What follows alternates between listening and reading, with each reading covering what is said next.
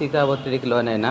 దానివల్ల నా పరిస్థితి చాలా దారుణంగా ఉండేది. ఇటువంటి విషయాల్ని మా ఫ్రెండ్స్ ద్వారా నేను మా తోటి తహసీల్దార్ని పంచుకుంటే వాళ్ళు కూడా చెప్పడం జరిగింది. ఇట్లా మన మీద ఎందుకు ఇట్లా నెగిటివ్ వార్తలు రాస్తుండ్రు అనే దాని మీద వాళ్ళ కొంతమంది ఈ సీనియర్ రిపోర్టర్స్ కూడా ఇది చెప్పడం జరిగింది. దానివల్ల వాళ్ళు కూడా వాళ్ళకి చెప్పడం జరిగింది. నెగిటివ్ వార్తలు రాసే వాళ్ళకు కూడా చెప్పే వేదనకు గురి చేసిండ్రు. నేను దాదాపు 14 సంవత్సరాల నుండి హన్మకొండ జిల్లాలో వివిధ మండలాల్లో నేను పనిచేస్తున్నా. ఎక్కడ కూడా నా మీద చిన్న అలిగేషన్ కూడా లేదు. అటువంటిది ఒక చిన్న షోకాజ్ నోటీస్ నా 23 ఇయర్స్ సర్వీస్లో కూడా లేదు. అటువంటిది నన్ను పట్టుకొని అవినీతి మరక అంటించి మా రిలేషన్లో కానీ బయట కానీ వాట్సాప్లలో పంపడం వల్ల నేను తీవ్ర మానసిక ఒత్తిడికి గురైన.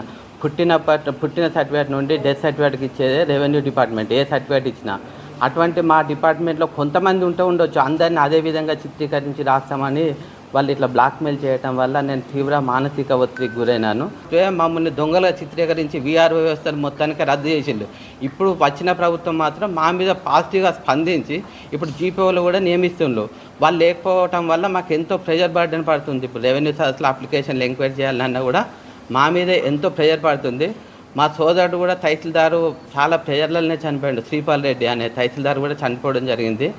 అటువంటప్పుడు మేము పని చేస్తుంటే కూడా మాకు ఈ నెగిటివ్ వార్తలు అనేది ప్రచురించడం వల్ల మానసికంగా ఒత్తిడికి గురవుతున్నాం మేము.